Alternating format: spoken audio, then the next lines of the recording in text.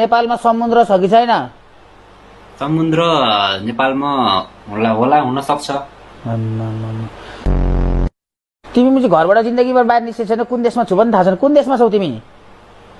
म अहिले यतातिर छु, दाङतिर। दाङ कुन देशमा पर्छ? दाङ खै होइन होला, उसले जिस्केको होला होइन? होइन जिस्केको छैन दाइ, कहाँ जिस्किनु। दाङ कुन देशमा पर्छ पनि थाहा छैन? नै म अहिले कुन देशमा छु? म तपाईँ अहिले काठमाडौँ हुनुहुन्छ। काठमाडौँ त ठाउँको नाम हो, देश चाहिँ कुन देशमा छु म? देश चाहिँ अब नेपालमै हुनुहुन्छ होला। तिमी चाहिँ कुन देशमा छौ?